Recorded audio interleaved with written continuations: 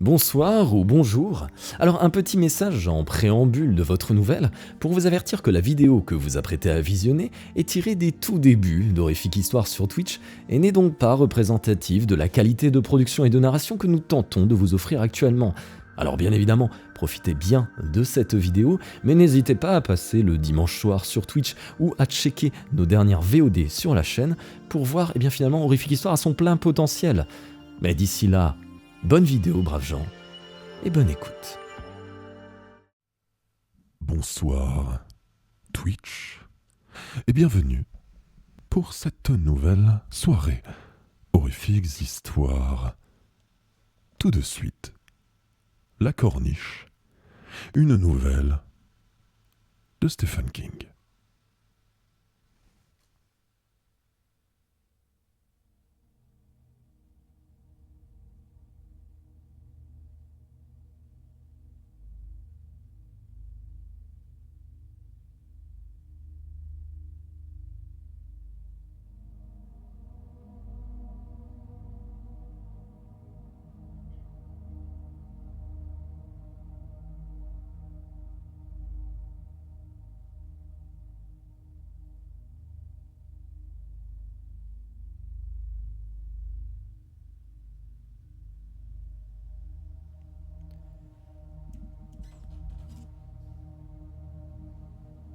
Allez-y, répéta Kressner. Jetez un coup d'œil dans le sac. Nous nous trouvions dans son appartement, au 43e étage. Le sol était recouvert d'une moquette brique coupée ras. Au centre de la pièce, entre le fauteuil de toile sur lequel Kressner se tenait et le canapé tout cuir sur lequel personne n'était assis, il y avait un sac à provisions, brun. Si vous avez l'intention de m'acheter, laissez tomber tout de suite, dis-je. Je l'aime. C'est de l'argent, mais je n'ai pas l'intention de vous acheter. Allez-y, regardez. Il fumait une cigarette turque, coincée dans un fume-cigarette d'onyx. À peine l'odeur du tabac m'était-elle parvenue que le climatiseur avait aspiré la fumée. Il était vêtu d'une robe de chambre en soie sur laquelle était brodé un dragon. Ses lunettes ne cachaient pas son regard calme et intelligent. Il avait exactement l'air de ce qu'il était. Un salaud de première. Un salaud en or massif. J'aimais sa femme et elle m'aimait. Je m'étais attendu à ce qu'il me mette des bâtons dans les roues. Je savais que le moment était venu, mais j'ignorais encore le reste. Je m'approchai du sac et l'ouvris. Des liasses de billets dégringolèrent sur la moquette. Rien que des coupures de 20 $. Je ramassai une liasse et comptai 10 billets. Et des liasses, il y en avait un tas. 20 000 $, annonça Kressner en tirant sur sa cigarette. Je me relevai. Pas mal. Ils sont à vous. Je n'en veux pas. Ma femme est au courant. Je ne fis pas de commentaire. Marcia m'avait prévenu. Il va essayer de jouer au chat et à la souris, avait-elle dit. Et la souris, ce sera toi. Comme ça, vous êtes un pro du tennis, dit Kressner. Je crois bien que vous êtes le premier que je vois. Vous voulez me faire croire que vos détectives ne vous ont jamais rapporté de photos ? Oh, que si ! Il agita négligemment son fume-cigarette. Et même un film de vous deux, au Bayside Motel. Il y avait une caméra derrière le miroir. Mais il est difficile de se faire une idée avec des photos. Vous ne croyez pas ? Si vous le dites.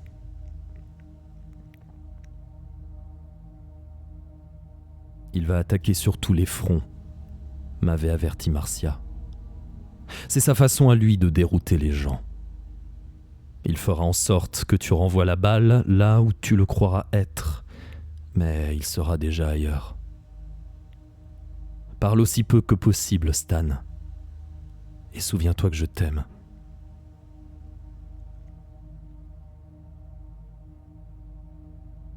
Je vous ai fait monter ici, monsieur Norris, parce que j'ai pensé que nous devrions avoir une petite conversation d'homme à homme. Une discussion entre deux êtres civilisés, dont l'un a piqué la femme de l'autre. Je ravalai de justesse ma réplique. « Vous êtes plus à Saint-Quentin » demanda Kressner en tirant de paresseuses bouffées de sa cigarette. « Pas particulièrement. Vous y avez passé 3 ans, si je ne me trompe. Vol avec effraction, sauf erreur. »« J'ai tout dit à Marcia, » répondis-je en regrettant aussitôt mes paroles. J'étais rentré dans son jeu, malgré l'avertissement de Marcia. Quand vous lobez trop court, le smash est imparable. « J'ai pris la liberté de faire déplacer votre voiture, » dit-il en se tournant vers la fenêtre, à l'autre bout de la pièce. À vrai dire, fenêtre n'était pas le mot. Le mur entier était vitré et, au milieu, se trouvait une porte coulissante, de verre elle aussi. Derrière, un balcon grand comme un timbre-poste. Et au-delà, le précipice. Il y avait quelque chose qui me chiffonnait à propos de cette porte, mais je n'arrivais pas à mettre le doigt dessus.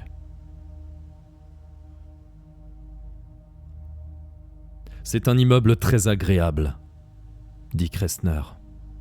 Le système de sécurité est au point, des caméras de télé partout, et ainsi de suite.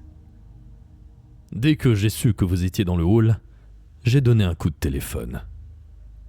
Un de mes hommes qui s'entend à faire démarrer une voiture avec un fil de fer a conduit la vôtre dans un parking à quelques pâtés de maisons d'ici. Il jeta un coup d'œil sur la pendule, soleil stylisé, qui était accrochée au-dessus du canapé. Il était 8h05. À 8h20, il appellera la police d'une cabine publique pour attirer son attention sur votre voiture. 10 minutes plus tard, ces messieurs de la police découvriront 150 grammes d'héroïne, dissimulée dans la roue de secours qui se trouve dans votre coffre. On va beaucoup s'intéresser à vous, monsieur Norris. J'étais fait. J'avais tenté ce que j'avais pu pour lui donner le moins de prise possible, mais finalement, cela avait été un jeu d'enfant pour lui. Voilà ce qui arrivera, à moins que je n'appelle mon employé pour lui ordonner d'oublier mon premier coup de téléphone. C'est-à-dire à moins que je ne vous dise où se trouve Marcia, dis-je. Ne comptez pas là-dessus, Kressner. Je n'en sais rien. Vous connaissant, nous en avons décidé ainsi, Marcia et moi. Je l'ai fait suivre par mes hommes. Ça m'étonnerait. Il me semble bien que nous les avons semés à l'aéroport. Kressner soupira et ôta la cigarette encore allumée du fume-cigarette pour la jeter dans un cendrier chromé à pied. Pas d'éclat inutile. Le mégot ou Stan Norris, c'était du pareil au même. Effectivement, convint-il. Le vieux truc des toilettes pour dames. Mes sbires ont été extrêmement vexés de s'être laissés prendre à une ruse aussi éculée. C'était tellement évident qu'il n'y aurait jamais pensé. Je ne répondis rien. Une fois largués les hommes de Kressner à l'aéroport, Marcia avait pris la navette pour rentrer en ville, puis s'était rendue à la gare routière. Elle suivait notre plan. Elle avait 200 $ sur elle, tout ce que j'avais pu retirer de mon compte en banque. Pour 200 $, un Greyhound vous conduit n'importe où dans ce pays.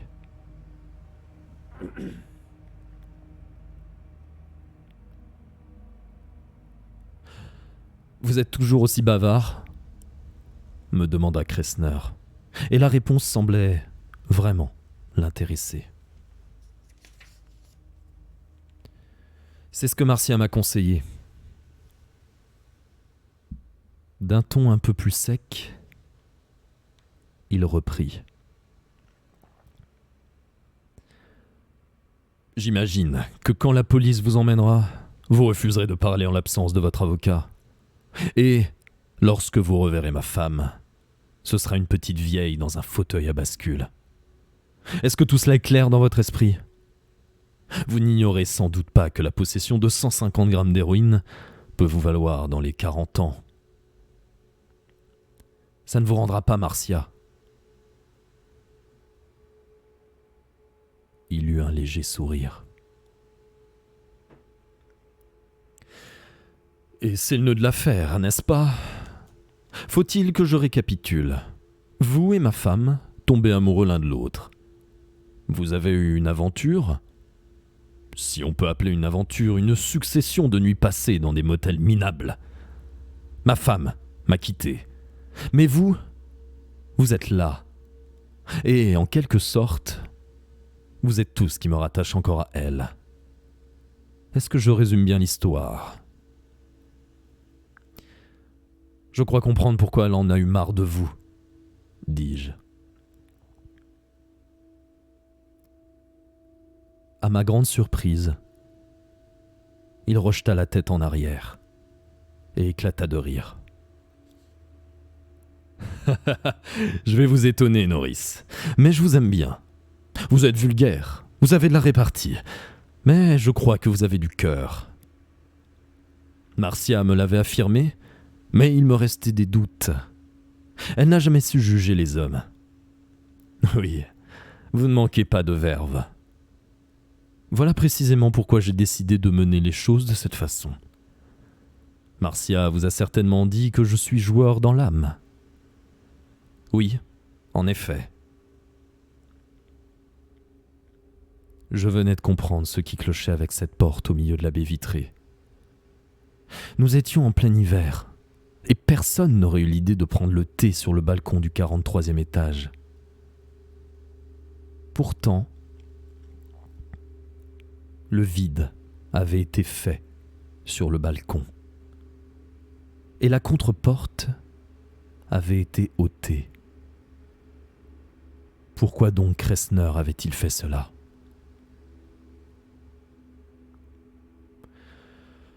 Je n'aime pas ma femme, dit Kressner en coinçant attentivement une nouvelle cigarette dans l'embout d'onyx. Ce n'est un secret pour personne, et je suis bien sûr qu'elle vous a tenu au courant.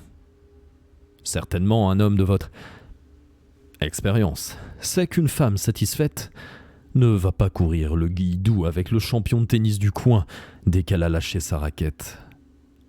Si vous voulez mon avis, Marcia est une sainte-nitouche, une petite chose effarouchée, une pleurnicheuse, une fouteuse de merde, Je crois que ça suffira. Il eut un sourire glacé. Je vous demande pardon. J'oublie tout le temps que nous parlons de votre bien-aimé. Il est 8h16. Un peu nerveux ? Je haussai les épaules. Il tiendra le coup jusqu'au bout, dit-il en allumant sa cigarette. Sans doute vous demandez-vous pourquoi, si j'aime aussi peu Marcia, je ne lui rends pas tout simplement sa liberté. Non, je ne demande rien de tel. Kressner me regarda en fronçant les sourcils. Vous êtes un salaud égocentrique, repris-je. Un égoïste qui ramène tout à lui. Voilà pourquoi. Il n'est pas question qu'on prenne ce qui vous appartient, même si vous n'en voulez plus. Il rougit. Puis, se mit à rire. 15 pour vous, Norris. Bravo. Je haussai de nouveau les épaules.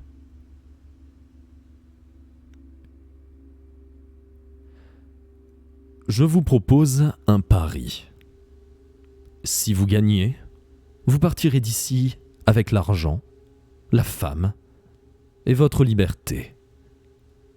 Mais de votre côté, c'est votre vie que vous jouez.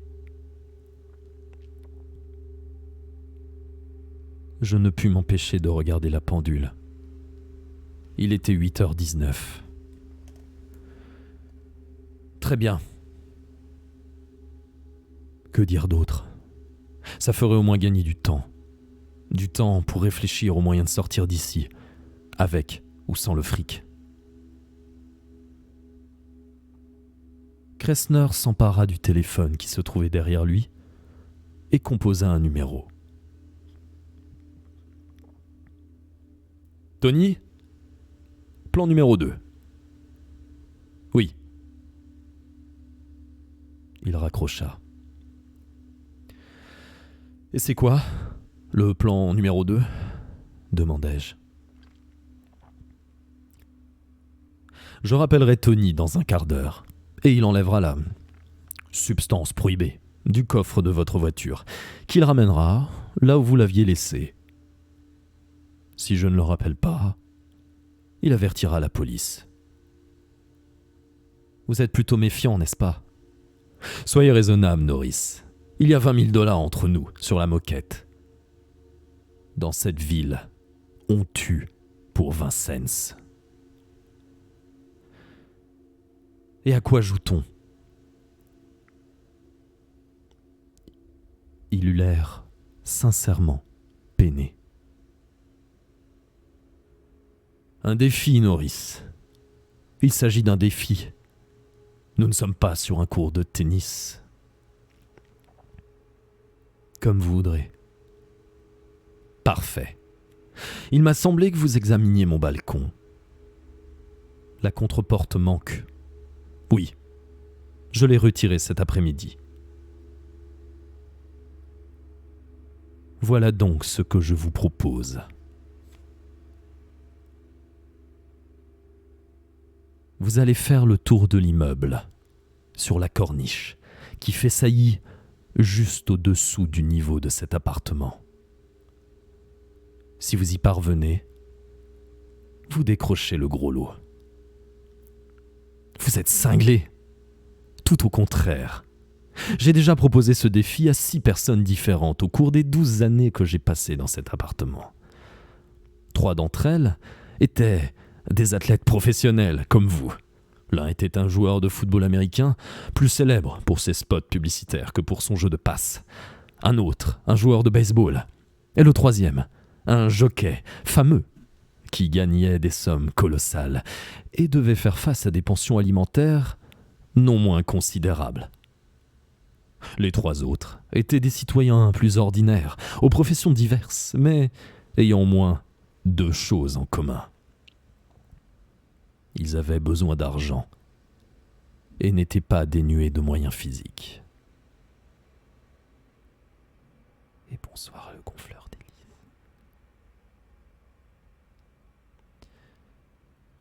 Il tira pensivement sur sa cigarette avant de poursuivre. Bonsoir charognard de timide. 5 fois, mon offre fut rejetée sur le champ. La 6e fois, elle fut acceptée. Les clauses en étaient 20 000 $ contre 6 mois à mon service. J'ai gagné. Le type a jeté un coup d'œil par-dessus la balustrade du balcon et a failli s'évanouir. Kressner paraissait à la fois amusé et méprisant. Il disait que tout semblait si petit vu d'ici. C'est pour ça que ses nerfs ont craqué. Et qu'est-ce qui vous fait penser que... Il me coupa la parole, d'un geste irrité. Norris, Vous m'agacez. Si je vous dis que vous allez le faire, c'est parce que vous n'avez pas le choix. Soit vous relevez mon défi, soit vous passez 40 ans à Saint-Quentin. Considérez ma femme et l'argent comme des primes que vous vaudra ma bonté naturelle. Et qu'est-ce qui me prouve que vous n'allez pas essayer de me doubler ? En admettant que je le fasse, rien ne vous empêchera d'appeler Tony et de lui ordonner de mener à bien votre plan numéro 1. Il soupira.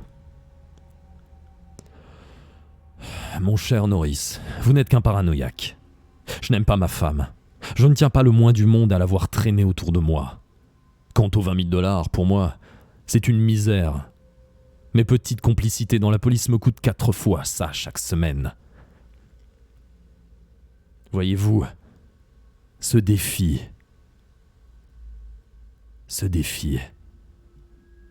n'a pas de prix.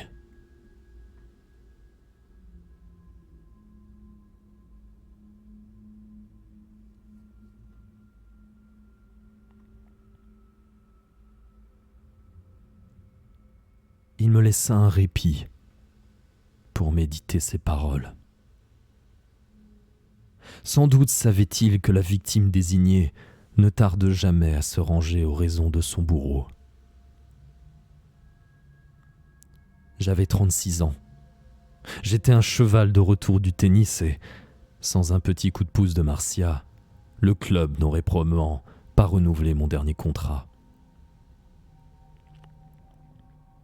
Je ne savais rien faire d'autre que jouer au tennis, et j'aurais eu du mal à décrocher même un boulot de concierge, surtout avec mon casier judiciaire. Ça avait été une erreur de jeunesse, mais allez dire ça à votre employeur. En fait, le plus étonnant de l'histoire était que j'aimais vraiment Marcia Kressner. Il ne m'avait fallu que 2 leçons de tennis pour m'éprendre d'elle et, de son côté, cela avait aussi été le coup de foudre. Après 36 années d'un célibat sans souci, j'étais tombé amoureux de la femme d'un caïd de la pègre.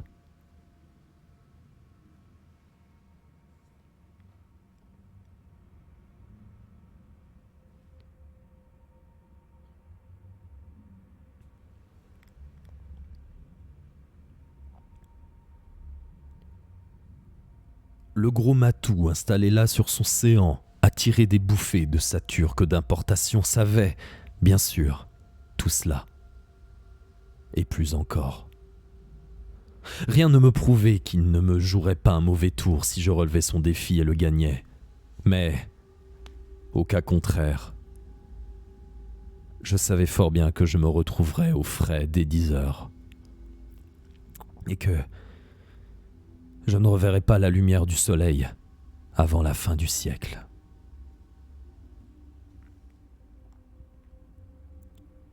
J'ai une question à vous poser, lui dis-je. Je vous écoute, Norris. Regardez-moi bien dans les yeux et dites-moi si la donne est truquée.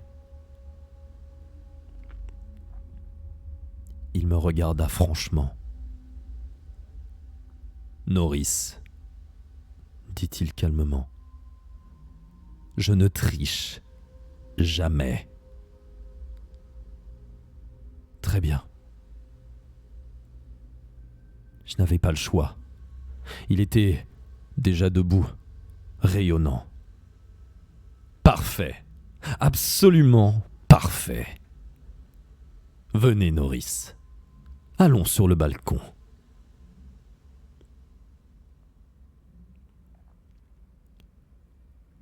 À son visage, on devinait qu'il avait vécu cette scène en rêve des centaines de fois et qu'il en savourait maintenant l'accomplissement.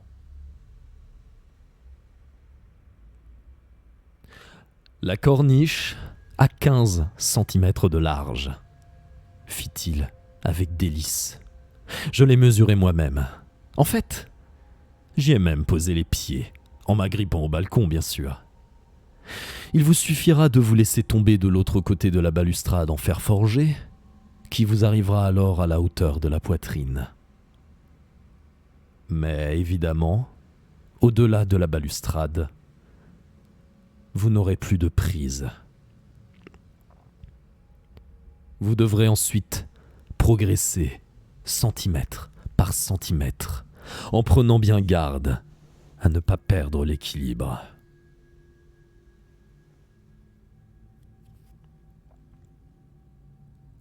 Mes yeux se posèrent subitement sur un objet qui se trouvait de l'autre côté de la fenêtre. Quelque chose qui me glaça le sang.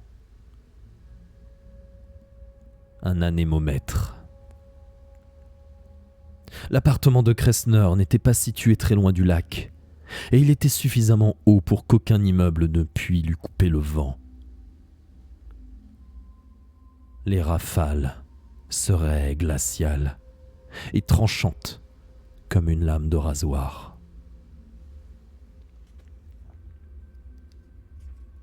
L'aiguille indiquait obstinément « vent fort », mais une bourrasque pouvait momentanément l'incliner jusqu'à « tempête ».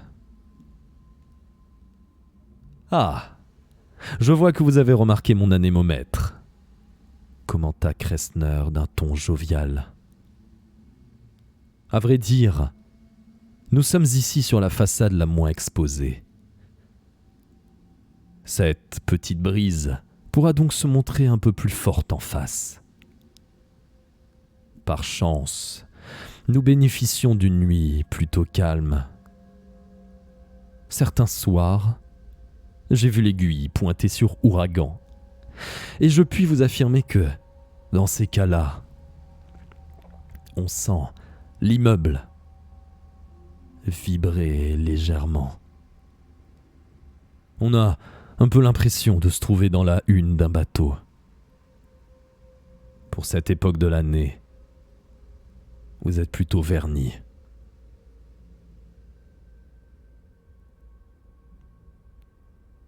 Sur la gauche, il me désigna l'enseigne lumineuse d'une banque, tout en haut d'un gratte-ciel. Elle indiquait qu'il faisait 10 degrés. Mais avec le vent, la température descendrait sans doute au-dessous de 0. Merci, Milouz.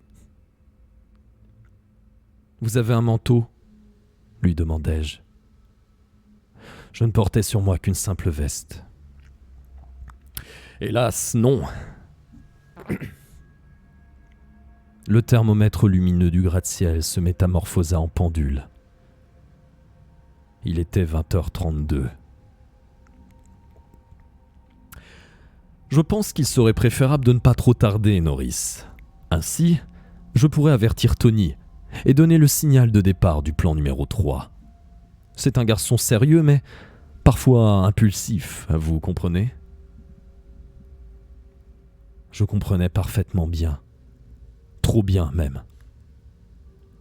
Mais la pensée d'être libéré des tentacules de Kressner et de retrouver Marcia avec assez d'argent en poche pour pouvoir commencer une nouvelle vie me poussa à faire coulisser la porte vitrée, puis à faire un pas sur le balcon. L'air était froid et humide. Le vent me soufflait les cheveux dans les yeux. À bientôt, j'espère, lança Kressner derrière moi. Mais je ne lui fis pas le plaisir de me retourner.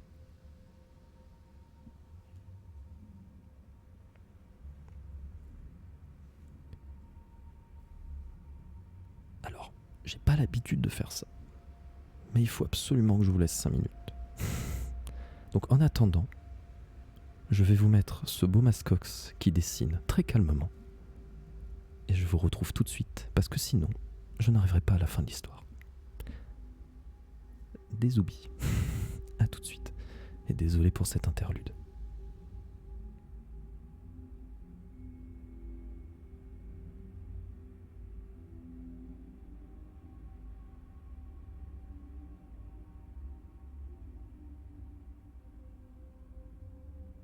je veux parler un petit peu aussi alors du coup, hein. Bon, surtout que là, en fait, on est en plein écran.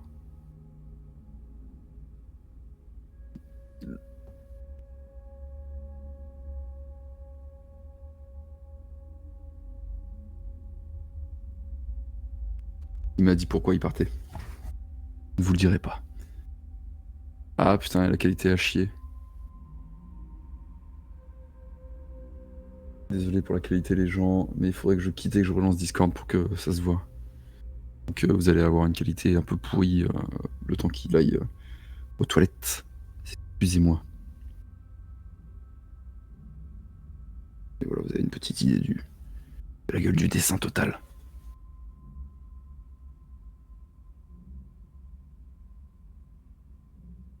On part sur un truc des immeubles, hein. Ça le fait, il me semble, non? Ça fait... Ça fonctionne, quoi.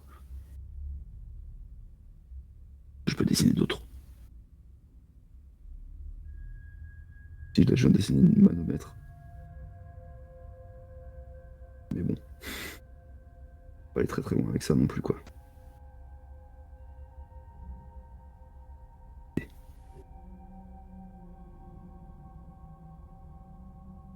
Sinon, ça va, vous? Un agréable moment. Elle est cool, cette histoire, hein.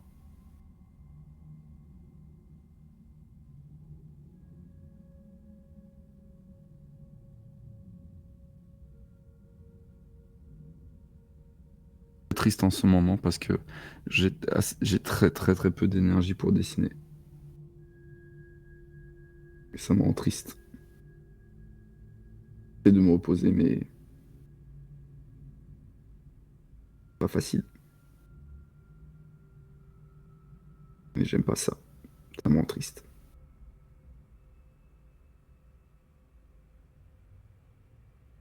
Je veux un câlinou. C'est gentil. J'ai déjà mon quota de câlin.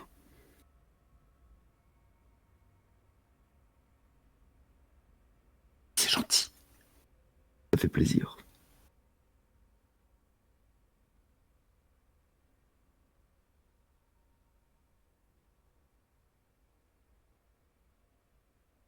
Des bruits bizarres quand même, hein. On pourrait pas trop vous décrire.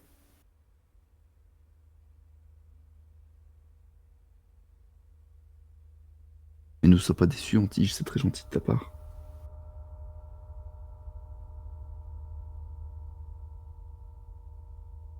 J'accepte ton câlin virtuel.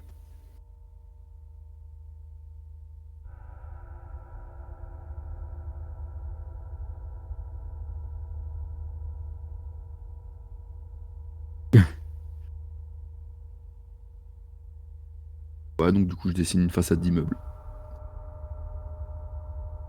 Il y a eu un petit peu plus... J'ai déjà dessiné des horrifiques d'histoire un peu plus...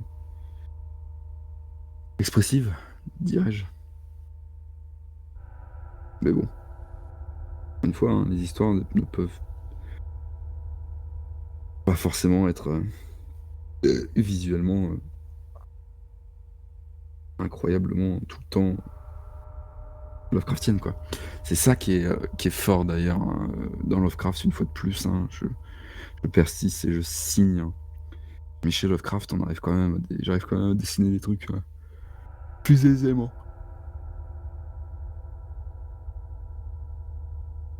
Merci des cours, c'est gentil.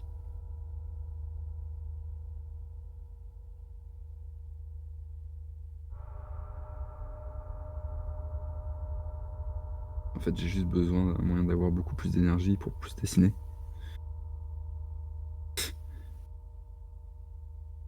Et c'est ça dont j'ai besoin en grande quantité. De la force et de l'énergie.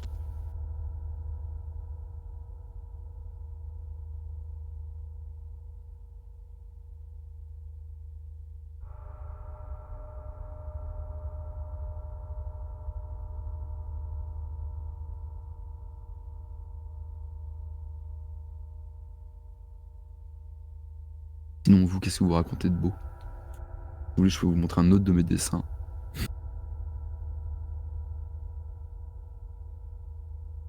Vous allez voir un dessin flou, c'est nul. Oh, attendez, je vais faire un truc. Il verra que du feu.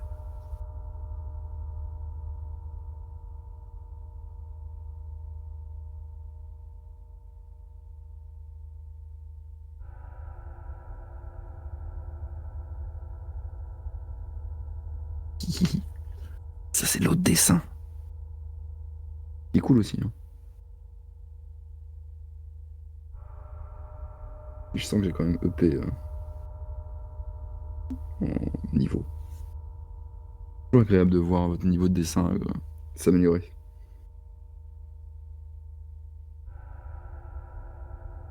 Au fur et à mesure du temps.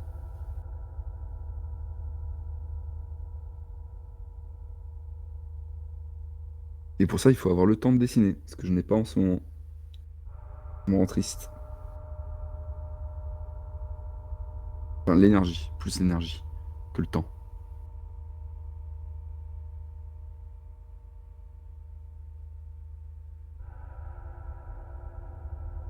Comment vous faites, vous, les gens qui dessinez, pour gérer votre énergie, notamment? Est-ce que vous faites comme Sandwich qui arrive, elle, à oublier et à ne pas prendre en compte sa fatigue? Moi, j'arrive pas à ça. Je suis fatigué, j'arrive à rien faire. Il y en a qui arrivent à passer outre ça. Comment ils font, quoi? Chabrat, il fait ça. Chabrat, il arrive à faire des trucs alors qu'il est éclaté de fatigue. Comment vous faites?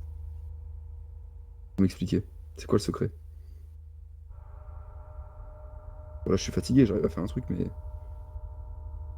il me faut, il me faut une motivation assez importante, quoi. Je réactive mon son. Merci Mascox d'avoir meublé. Pourquoi les gens te font des câlins? Qu'est-ce qu'il se passe? Je leur ai dit que j'étais trop fatigué, que j'avais peu de temps pour... Enfin, j'étais en ce moment assez fatigué et que j'arrivais pas à avoir l'énergie nécessaire et suffisante pour dessiner plus. Ah merde. Et du coup, voilà. Bah, je t'envoie plein de courage et de motivation, Et aussi, mon cher. Et je disais, merci, c'est gentil. Et je disais que j'admirais les gens qui arrivent à passer outre la fatigue, quoi qu'il arrive, pour dire. À quel prix? Bon. Je vais reswitcher encore, désolé pour cette pause impromptue. Mais autant je peux lutter contre le sommeil, autant il y a des besoins primaires où il est plus difficile de lutter. Repassons en mode... Voilà. Merci encore, mon bon Mascox, et plein d'amour sur toi.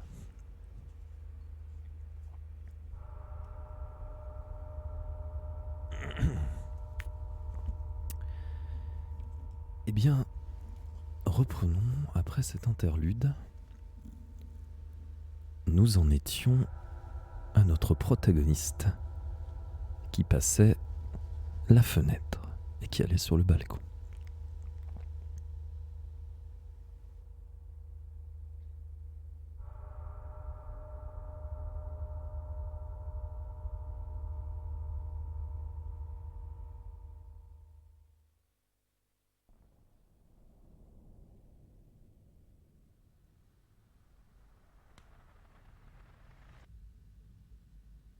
Je m'approchais de la balustrade, évitant de regarder vers le bas, pour le moment.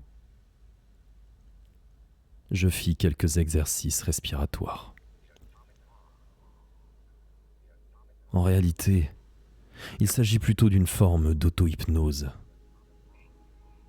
À chaque inspiration-expiration, vous rejetez les pensées parasites de votre esprit, jusqu'à ce que le vide soit fait et que toute votre attention soit concentrée sur le match. Un à un, j'oubliais l'argent, Kressner, puis, plus difficilement, Marcia. Marcia, dont le visage me hantait, me suppliant de ne pas faire l'idiot, de ne pas rentrer dans son jeu. m'avertissant que si Kressner ne trichait jamais, il ne pariait qu'à coup sûr. Mais je ne pouvais me permettre de l'écouter. Si je perdais, je n'aurais pas à payer la tournée, ni à subir le gage. Je ne serais plus qu'une bouillie écarlate, au pied d'un immeuble de Dickman Street.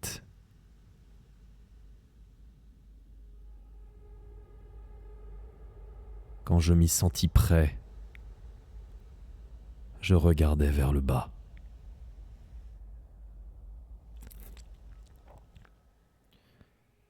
Le building plongeait jusqu'à la rue, comme une abrupte falaise de craie.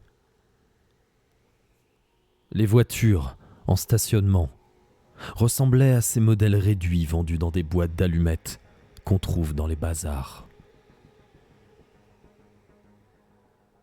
Celles qui passaient devant l'immeuble n'étaient que de minuscules points de lumière. En tombant d'une telle chute, d'une telle hauteur, on a le temps de prendre conscience de sa chute, de sentir le vent gonfler ses vêtements, de voir la terre monter de plus en plus vite. On a le temps de pousser un long hurlement. Et le corps, en s'écrasant sur le trottoir, fait un bruit de pastèque trop mûre.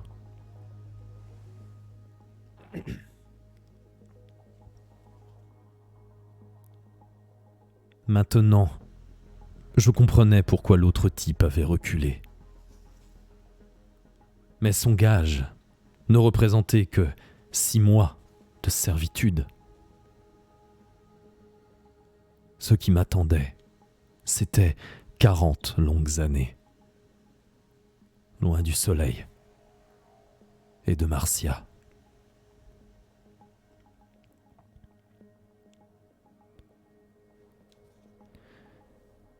J'examinais la corniche.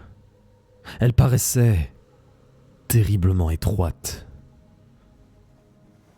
Je n'avais jamais vu 15 centimètres qui ressemblaient autant à 5.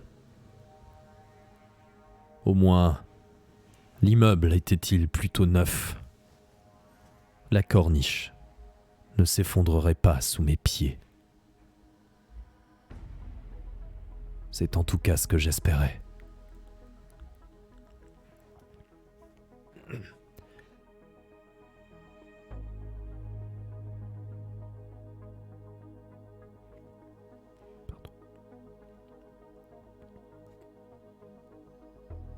Je passais par-dessus la balustrade, puis me laissais doucement retomber jusqu'à sentir le rebord sous mes semelles. Mes talons dépassaient au-dessus du vide. Le balcon m'arrivait à la poitrine et je ne pouvais voir à l'intérieur de l'appartement de Kressner à travers la grille de fer forgé. Il se tenait de l'autre côté de la porte et, une cigarette à la main, m'observait comme un scientifique examine un cochon d'Inde pour savoir quel sera l'effet produit par la dernière injection. « Appelez maintenant !» lui criai-je, les mains agrippées à la balustrade. « Quoi ? Appelez Tony ! Je ne bougerai pas avant que vous l'ayez fait. » Il traversa la salle de séjour, qui me parut incroyablement chaude, douillette et rassurante, et décrocha le téléphone. Un geste qui, d'ailleurs, ne me prouvait rien. Avec le vent, il me serait impossible d'entendre ce qu'il allait dire. Kressner reposa le combiné, puis revint vers moi. Voilà, Norris, message transmis. J'ose l'espérer. Au revoir, Norris. À tout à l'heure. Peut-être.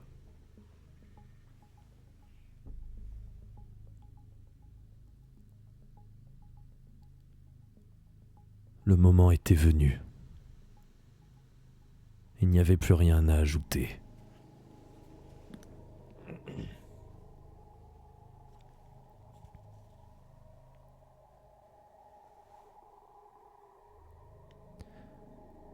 Je m'abandonnais une dernière fois au souvenir de Marcia. Ses cheveux châtain clair, ses grands yeux gris, son corps adorable. Puis, la chassais de mon esprit, une fois pour toutes, comme je chassais l'image du vide.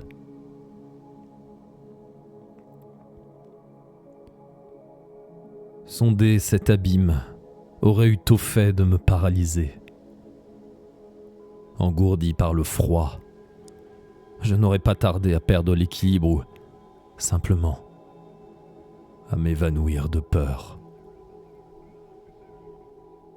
Oui, le moment était venu de rétrécir mon champ de vision, de ne plus penser qu'à une seule chose. Pied gauche, pied droit, pied gauche.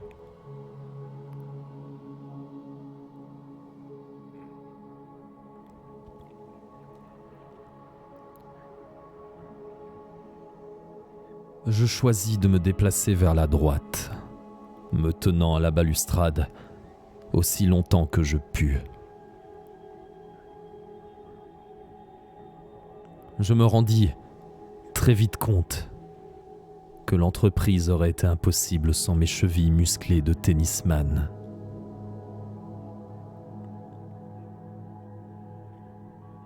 Mes talons progressant au-dessus du vide, elles devraient supporter tout mon poids.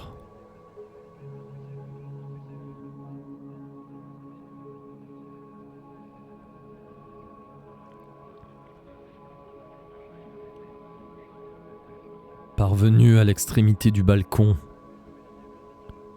j'eus un instant l'impression que je ne pourrais pas me passer de cet appui. Mais il le faudrait bien. 15 centimètres, bon sang.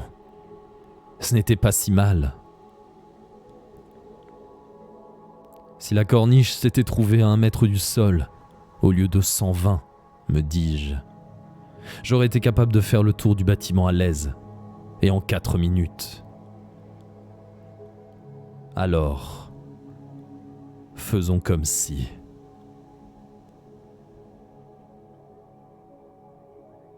Oui. Mais si vous tombez d'un rebord haut d'1 mètre, vous vous contentez de dire merde et vous recommencez. Là-haut, je n'avais droit qu'à une seule tentative.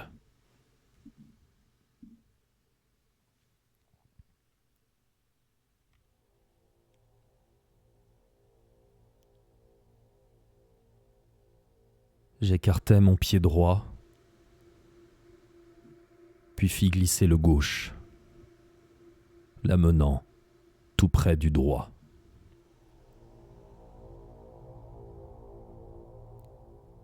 Je lâchai la balustrade.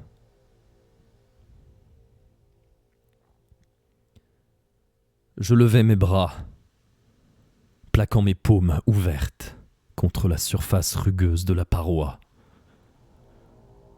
Je caressais le béton. J'aurais pu l'embrasser.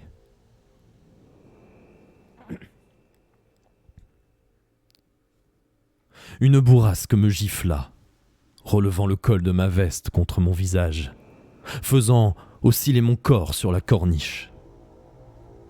Mon cœur sembla s'arrêter, ne recommençant de battre que quand le vent eut faibli. Une rafale plus violente aurait pu m'arracher de mon perchoir et me précipiter dans la nuit. Et précisément, le vent serait plus fort de l'autre côté.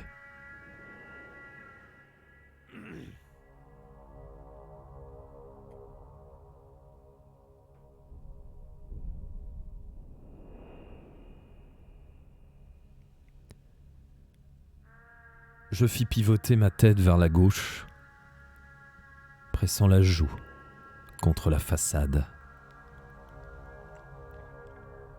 Kressner était penché au balcon et il me regardait. « Vous vous amusez bien ?» me demanda-t-il d'un ton enjoué. Il avait revêtu un pardessus en poil de chameau. « Je croyais que vous n'aviez pas de manteau. »« Je vous ai menti, » répondit-il sur le même ton. « Je mens à propos de bien des choses. » « Qu'est-ce que cela veut dire ? Rien. » »« Absolument rien. » « Ou peut-être que si, après tout. » C'est la guerre des nerfs, hein, Norris ? Ne traînez pas trop. Les chevilles se fatiguent vite. Elles pourraient vous jouer des tours.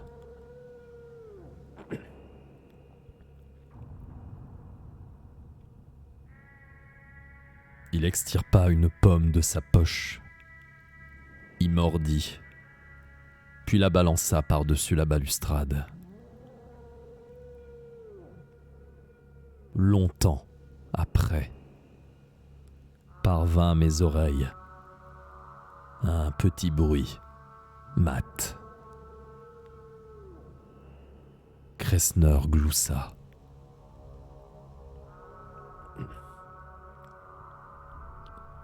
Il m'avait déconcentré et, de nouveau, je sentis affleurer les prémices de la panique. Si je laissais déferler la terreur, c'en était fini de moi. Je tournai la tête de l'autre côté et repris mes exercices respiratoires.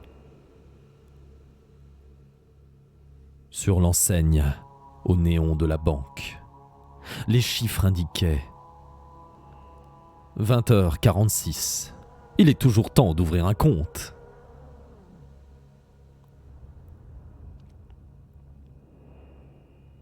Quand la pendule marqua 20h49,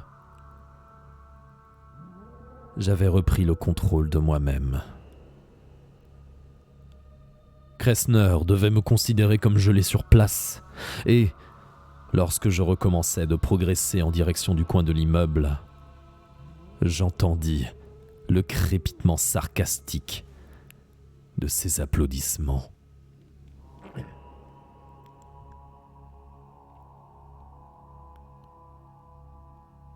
Le froid me pénétrait.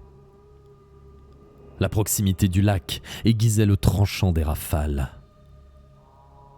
L'humidité me transperçait de part en part. Ma veste légère ondoyait derrière moi, tandis que j'avançais péniblement le long de la paroi. Chacun de mes gestes devait être lent et calculé. Sinon, ce serait la chute.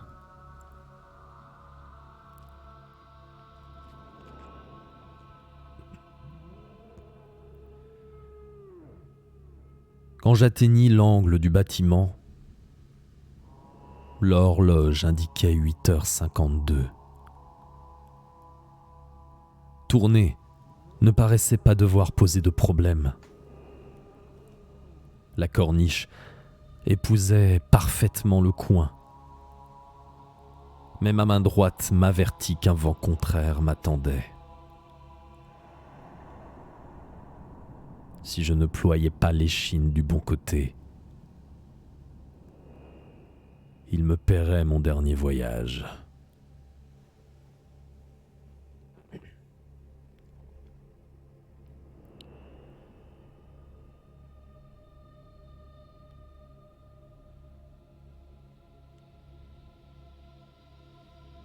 J'attendis que le vent faiblisse, mais il s'y refusa pendant un long moment, comme s'il s'était fait le complice de Kressner. Il me giflait de ses doigts vicieux et invisibles, qui parfois se frayaient un chemin sous mes vêtements. Enfin, après une bourrasque particulièrement violente qui me fit osciller sur mes orteils, je compris que j'espérais en vain une trêve.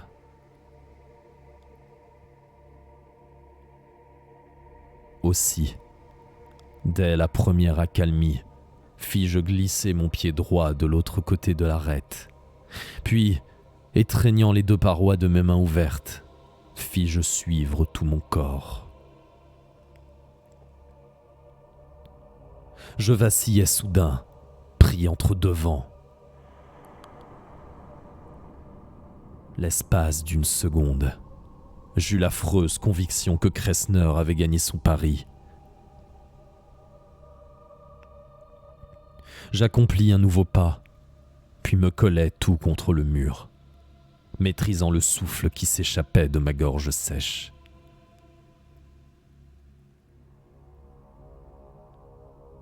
C'est alors qu'une sorte d'aboiement se fit entendre, presque, dans mon oreille. Effrayé, je sursautai, à deux doigts de perdre l'équilibre. Arraché au mur, mes mains battirent frénétiquement l'air. Je pense que si l'une d'elles avait rebondi contre la surface du béton, la chute aurait été inévitable.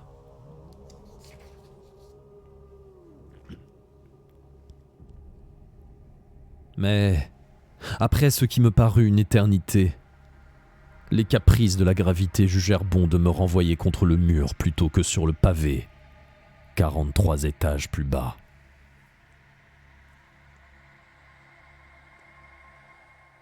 Mes poumons se vidèrent en hoquetant douloureusement. De mes jambes, je ne sentais plus que les tendons des chevilles qui semblaient parcourus de décharges électriques. Jamais je n'avais eu à ce point conscience de ma vulnérabilité. La grande faucheuse était assez proche pour pouvoir lire par-dessus mon épaule.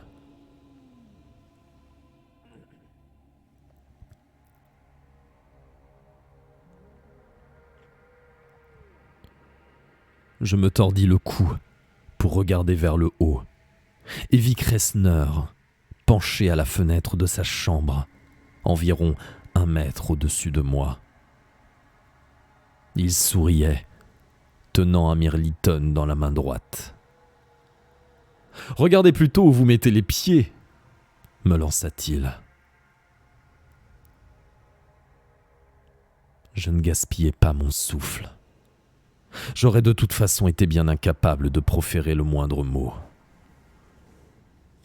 Mon cœur battait à tout rompre dans ma poitrine. Je m'éloignais d'1 mètre ou 2, pour le cas où il aurait eu l'intention de se pencher davantage et de me pousser. Puis, je m'immobilisais et fermais les yeux en attendant d'être à nouveau maître de moi.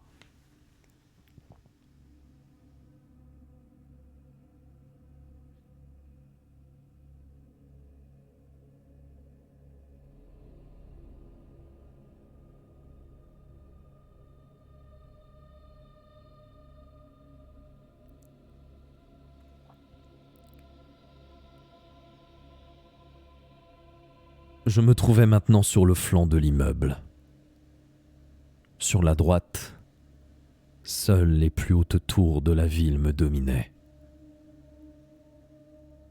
Sur la gauche, je n'apercevais que le cercle sombre du lac et les petits points de lumière qui flottaient à sa surface.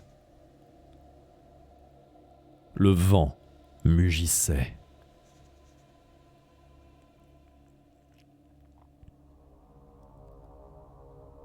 Je contournais l'arête suivante, avec beaucoup moins de difficultés.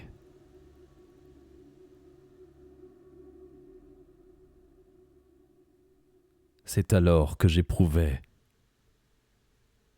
un violent pincement. Je sursautais, laissant échapper un cri. Déséquilibré, je fus pris de terreur et, vivement, me collai contre le mur. Un second pincement. Non, c'était plutôt un coup de bec.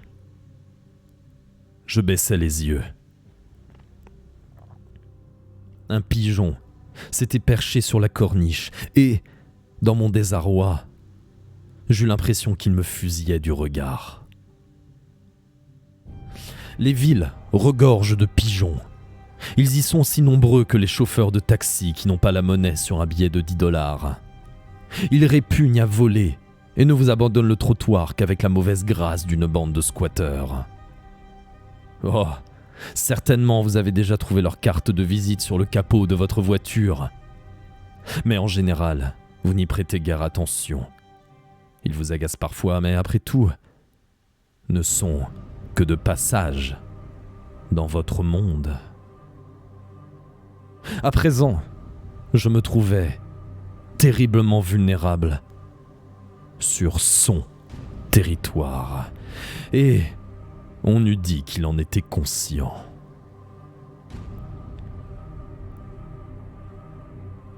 Il attaqua de nouveau ma cheville torturée, et un fulgurant trait de douleur remonta ma jambe droite. « Va-t'en !» grognai-je. « Laisse-moi tranquille !» En guise de réponse, le pigeon revint à la charge.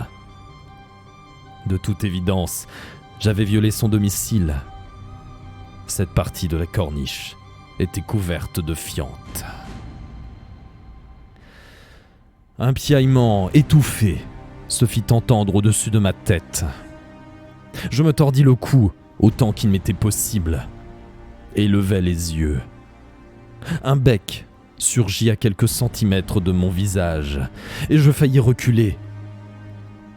Un pas arrière, et les pigeons de l'agglomération auraient pu se vanter d'avoir fait leur première victime. Perché avec eux sous l'avancée du toit, maman pigeon protégeait sa nichée de pigeonneaux. J'étais, Dieu merci, hors d'atteinte. Papa s'acharnait sur ma cheville, maintenant couverte de sang. Je repris ma progression, espérant qu'effrayé, le volatile s'enfuirait. Rien à faire, ces pigeons de la ville en ont vu d'autres. L'oiseau reculait au fur et à mesure que j'avançais, ses yeux brillants, ne quittant mon visage que lorsque son bec acéré attaquait ma cheville. La douleur s'intensifiait. Le pigeon m'arrachait des lambeaux de chair. Puis, je suppose, les mangeait. Je ripostais d'un misérable coup de pied. C'était tout ce que je pouvais me permettre. Le pigeon se contenta de battre des ailes, puis m'agressa une nouvelle fois. Et si l'un des deux se sentit près de s'envoler, ce fut moi. Même en méditant le sujet pendant 10 ans, Kressner n'aurait pu concevoir pire torture. Un coup de bec, ce n'était rien. 2 ou 3, cela aurait été supportable. Mais cette satanée bestiole avait dû m'en flanquer une bonne 60aine quand je parvins enfin au balcon de l'autre appartement de l'étage, sur la façade opposée de l'immeuble. J'eus l'impression d'avoir atteint les portes du paradis. Mes mains étreignirent les froides barres de métal, les agrippant comme si elles risquaient de s'échapper. Coup de bec, le pigeon me fixait de ses yeux brillants avec un air presque suffisant, sûr de mon impuissance et de sa propre invulnérabilité. Cela me rappela l'expression qu'avait eue Kressner quand il m'avait accompagné jusqu'à son balcon.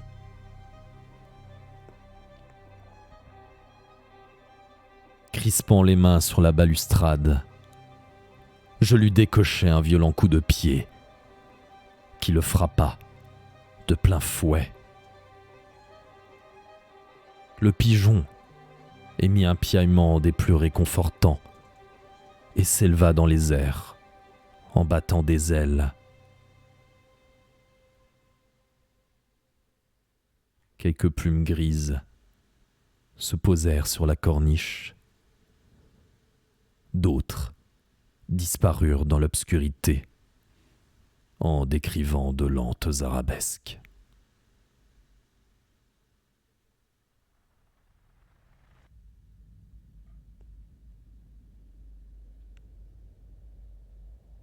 À bout de souffle, je me hissai sur le balcon et m'écroulai sur place. Malgré le froid, mon corps ruisselait de sueur. Je ne saurais dire combien de temps je restais là, attendant que mes forces reviennent. Je ne voyais plus la pendule de la banque et ne portais jamais de montre.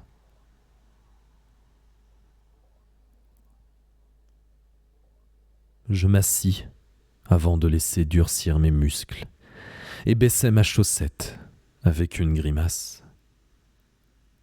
Du sang coulait de ma cheville tailladée, mais les blessures paraissaient superficielles. Il me faudrait cependant les soigner si jamais je parvenais à me tirer de là. Dieu sait quel genre de microbes peuvent trimballer les pigeons.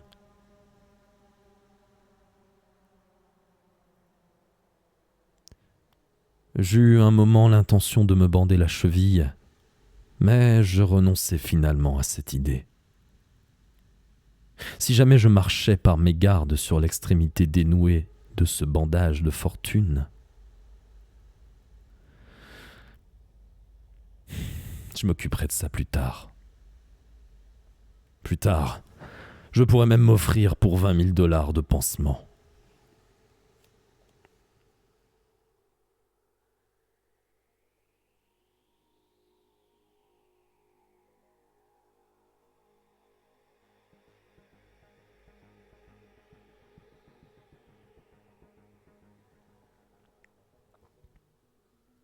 Je me relevai et tentai de percer l'obscurité de l'appartement.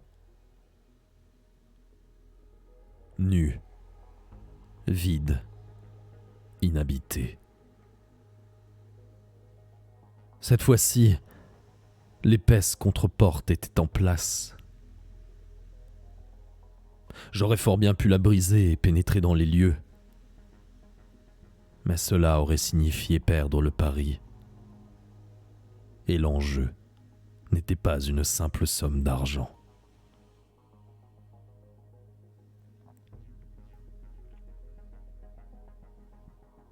Ne pouvant plus différer ce moment, j'enjambai la balustrade et retrouvai la corniche.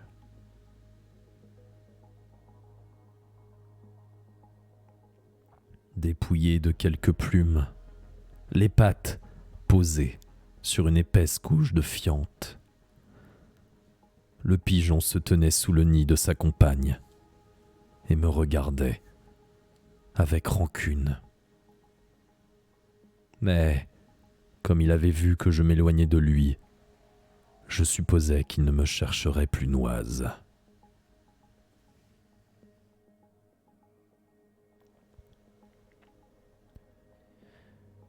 Il me fut plus difficile encore de m'éloigner de ce balcon que de celui de Kressner. J'avais conscience de devoir le faire, mais mon corps se refusait de toutes ses forces à quitter un abri aussi sûr. Ce fut le visage de Marcia, surgissant de l'obscurité, qui me pressa d'agir.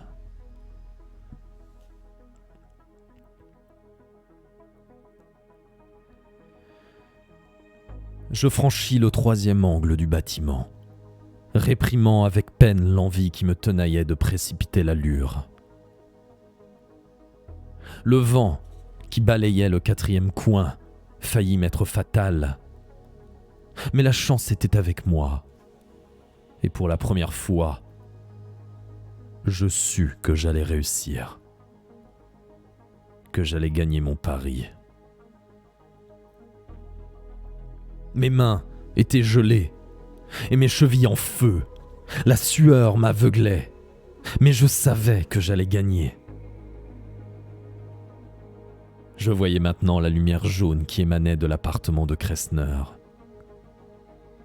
Au loin, comme me souhaitant la bienvenue, les chiffres lumineux de la pendule indiquaient 22h48. Mais il me semblait avoir passé une vie entière sur cette corniche, large de 15 cm.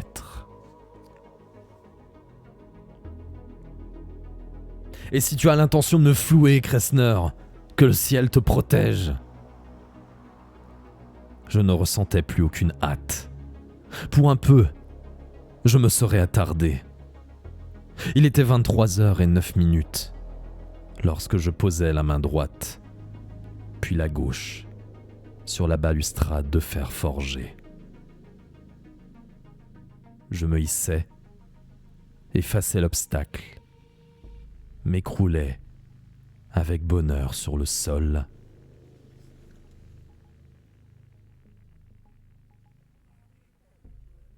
et sentis l'acier froid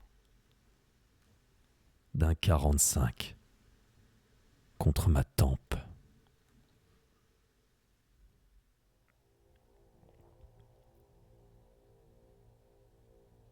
Le gorille que je découvris en levant les yeux était si laid qu'il aurait certainement mis King Kong lui-même en fuite. « Bravo !» me lança de l'intérieur la voix de Kressner. « Toutes mes félicitations, Norris. » Et il applaudit. « Fais donc entrer monsieur, Tony. » Tony me remit si brutalement sur les pieds que mes chevilles faillirent céder. Je dus m'appuyer à la porte vitrée pour entrer. Kressner se tenait près de la cheminée de la salle de séjour, sirotant du cognac dans un gros verre, gros comme un aquarium. L'argent avait été replacé dans le sac qui trônait au milieu de la moquette brique.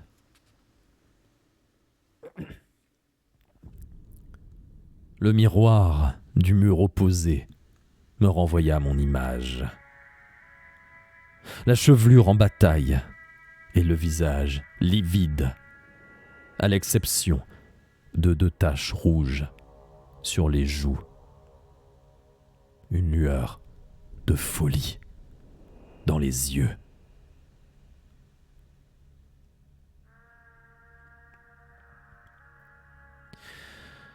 Je n'eus pas le loisir de m'attarder, car, l'instant d'après, je volais au travers de la pièce.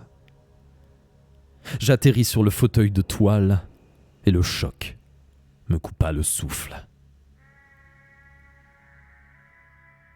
Quand je fus de nouveau en état de parler, je m'assis et m'écriai « Espèce de tricheur! Tu avais tout combiné, hein ?»« Bien entendu, » répondit Kressner en posant délicatement son verre sur le manteau de la cheminée. Mais je ne suis pas un tricheur, Norris. En aucun cas. Je ne suis que le malheureux vaincu. Tony n'est là que pour prévenir toute attitude maladroite de votre part.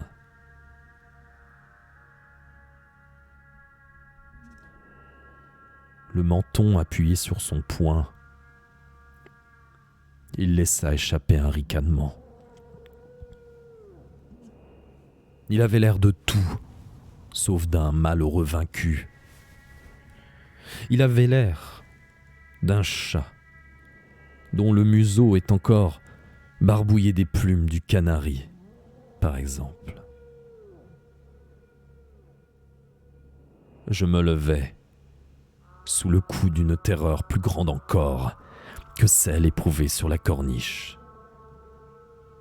« Qu'est-ce que vous manigancez ?» prononçai-je lentement. « Je ne sais pas quoi, mais vous manigancez quelque chose. » « Pas du tout. On a enlevé l'héroïne de votre voiture, laquelle a réintégré son parking initial. L'argent est là. Il est à vous. C'est parfait. » Tony se tenait toujours près de la porte vitrée, sorti tout droit du musée des horreurs. Il n'avait pas lâché le colt. Je traversai la pièce, m'emparai du sac, puis marchai en vacillant jusqu'à la porte, certain que je n'y parviendrais jamais. Mais, en ouvrant la porte, je ressentis la même impression que quand j'avais contourné le 4e coin de l'immeuble. J'allais gagner.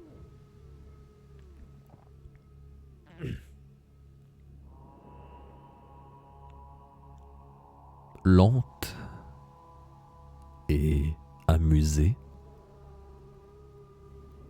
la voix de Kressner m'arrêta.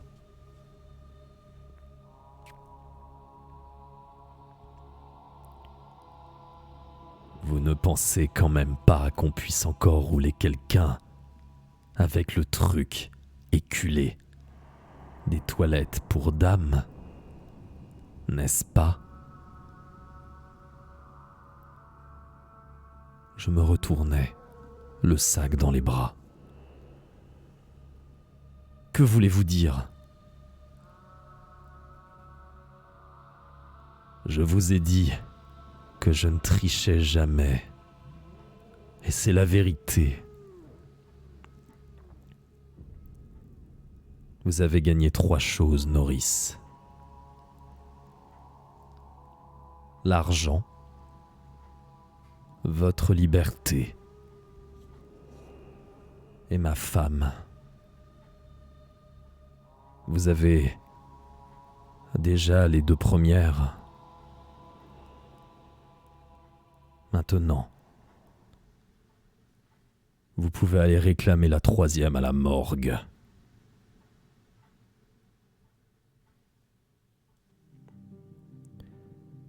Je le fixais des yeux, incapable de bouger et comme pétrifié. « Vous ne pensiez tout de même pas que j'allais vous l'abandonner ?» me demanda-t-il d'un ton empreint de pitié. « Oh non, va pour l'argent, va pour votre liberté. Mais Marcia, non !» Cependant, j'aurais tenu ma promesse.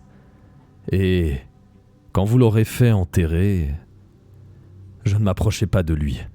Pas encore, il pouvait attendre. J'allai vers Tony, dont le visage exprima une certaine surprise, jusqu'au moment où Kressner lui dit d'une voix ennuyée. « Tue-le, s'il te plaît. »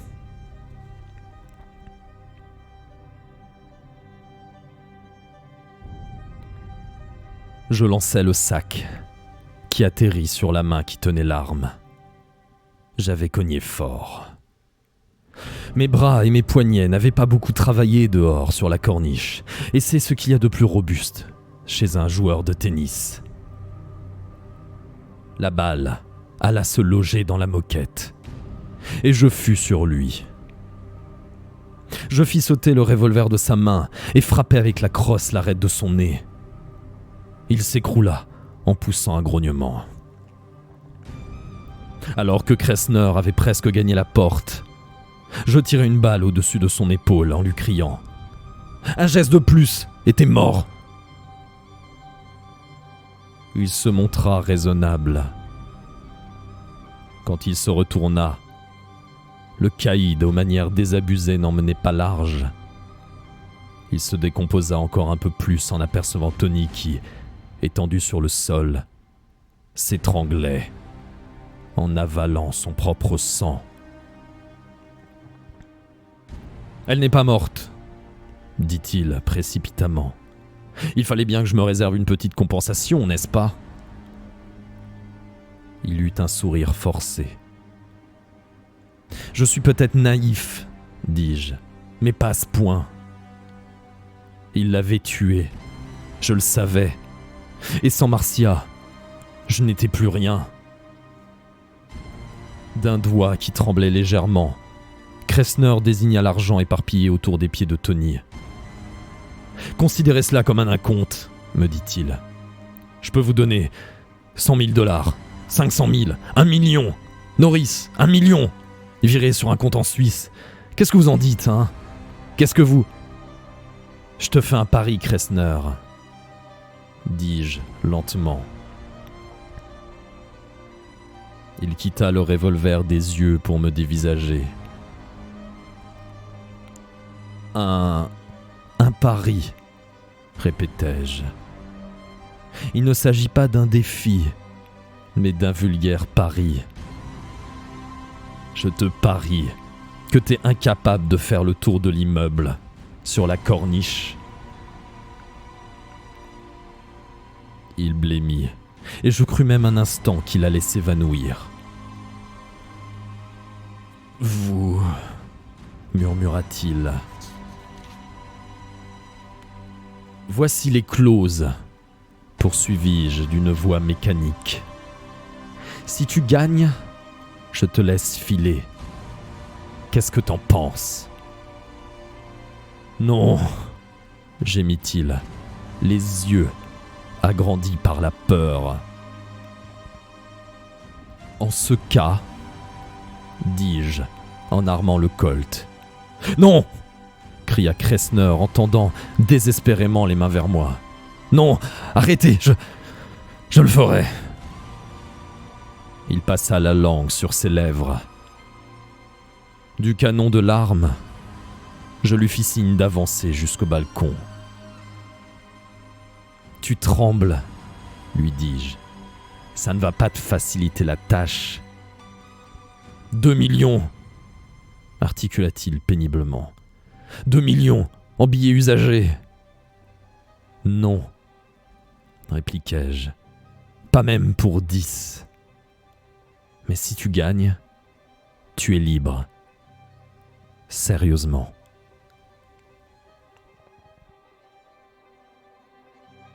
Une minute plus tard, il se tenait sur la corniche.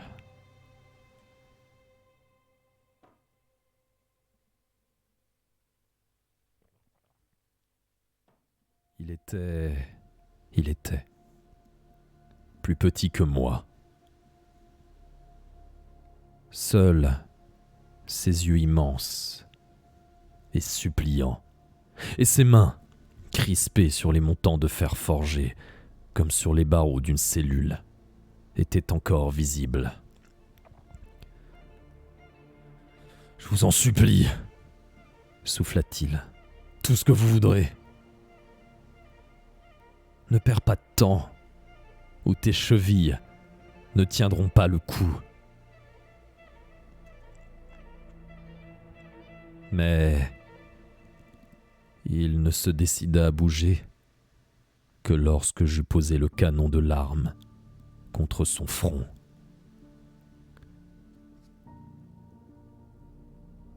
Il commença à se déplacer vers la droite, en gémissant. je jetai un coup d'œil sur la pendule de la banque. Il était 23h29. Je l'aurais jugé incapable d'aller jusqu'au premier coin. Quand il se résolut enfin à avancer, il progressa par saccades, en prenant tous les risques. Sa robe de chambre flottant dans la nuit. Kressner passa le premier angle à minuit 1, puis disparut à ma vue. 40 minutes s'écoulèrent.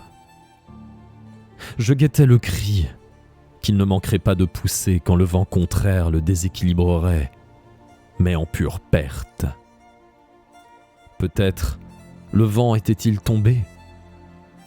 Lorsque je me trouvais sur la corniche, j'avais imaginé que le vent s'était fait le complice de Kressner.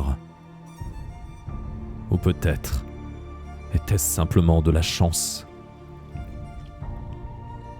Il est peut-être déjà arrivé sur l'autre balcon, tout recroquevillé de terreur, incapable de poser de nouveau le pied sur la corniche. Mais il sait certainement que si je le surprends là, quand je pénétrerai dans l'appartement voisin, je l'abattrai comme un chien. Et à propos de l'autre façade de l'immeuble, je me demande comment Kressner trouve le pigeon. Ai-je entendu crier? Je ne sais pas. Peut-être était-ce le vent. Peu importe. La pendule indique minuit 44. Bientôt, je vais fracturer la porte de l'appartement contigu et aller jeter un coup d'œil sur le balcon. Mais, pour l'instant, je suis assis sur celui de Kressner, le 45 de Tony à la main. Juste pour le cas où il réussirait à franchir le 4e angle. Kressner disait qu'il ne trichait jamais. Quant à moi, je n'ai jamais rien prétendu de tel.